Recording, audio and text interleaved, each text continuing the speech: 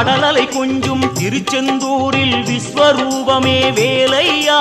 பழமுதி சோலை அறுபடை வீடும் புண்ணிய தரிசனம் முருகையா திருநீர் அணிந்து வரும் போது நெஞ்சில் நிம்மதி பிறக்குது கந்தையா சுகனே சிவனார் மகனே உன்னை பாட பாட சுகமாகுதையா வேல் முருகா அரோகரா அரோகரா வேல்